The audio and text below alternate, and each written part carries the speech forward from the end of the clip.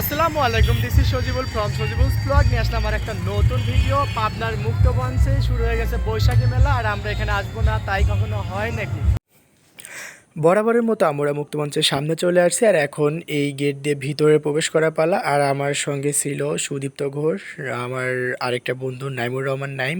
আমরা তিনজন একসঙ্গে আসছিলাম, আর দেখতে দেখতে ও আগেই সামনে চলে গেছিল। কি আর বলবো, কষ্টের কথা। যতবার আমি মেলাতে আসি আর এই চুড়ি আর কানের তার দোকানে আটকে যাই। আফসোস এগুলা দেওয়ার কেউ নাই, তাই এক বুক কষ্ট নিয়ে এই দোকান থেকে আমাকে সরে যাইতে হয়। কি আর করার, কিছু তো করার নেই। আর আমার সাথে আছে বন্ধু নাইম। আমার যেমন কষ্ট চুড়ি কিনে কাউকে গিফট দিতে পারি না, আর তার কষ্ট সে এখনো বিয়ে করতে পারলো না আর বাচ্চা দিতে পারলো না, তাই তো অন্যের বাচ্চাদেরকে এত ভালোবাসা। দেখতে দেখতে আমরা মেলার আরেকটা চুড়ির দোকানে চলে আসছি, আর এখানে বিভিন্ন রকমের কসমেটিক সামগ্রী ছিল। আর আমার মতো এক বুক কষ্ট নিয়ে আমার বন্ধু আছে সুদীপ্ত, সেও হয়তো কিছু এখানে কেনার চেষ্টা করতেছিল, যদিও আমাকে সেভাবে বলেনি। আসলে বেচারারও এক বুক কষ্ট, এগুলা কিনে দেওয়ার মতো লোক এখনো তার হয়ে ওঠেনি। এই মেলাতে দেখানোর মতো অনেক কিছু ছিল, ছোট কসমেটিক বা নিত্য প্রয়োজনীয়। এই মেলাতে দেখানোর মতো অনেক কিছুই ছিল, ছোট ছোট চারা গাছ থেকে বড় চারা গাছ, অথবা আপনার দৈনন্দিন জীবনে প্রয়োজনীয় যে সকল দ্রব্য সামগ্রী সব কিছুই ছিল। এবং ঘর সাজানোর জন্য ছোট ছোট, এগুলো মেবি বাঁশের মতো এরকম টাইপের কিছু একটা গাছ ছিল, যার দাম ছিল 350 থেকে 400 টাকার মতো। যেহেতু এই স্টলটা ছিল একটা নার্সারি স্টল, তাই এখানে বিভিন্ন রকমের গাছপালা ছিল, বলতে পারেন ফুলের গাছ। আর ফুলের গাছগুলোকে অসম্ভব বেশি ভালো লাগছে। আর শুধু ফুলের গাছই নয়, নিত্য প্রয়োজনীয় দ্রব্য সামগ্রী এবং অন্যান্য যে সকল জিনিস আমাদের দরকার হয়, বিশেষ করে খাবার তালিকার জন্য অনেক ধরনের খাবার এখানে ছিল। আর আমরা এখন সেই স্টলগুলোকে একটু ঘুরে দেখানোর চেষ্টা করব।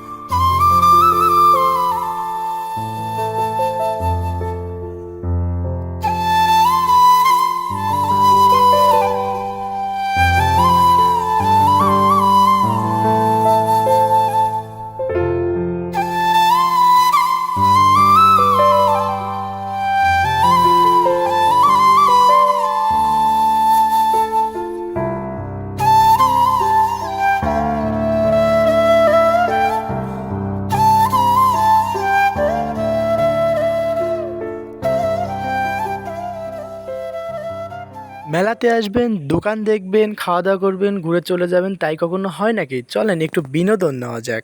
বন্ধুরে কই পাবো সখিব।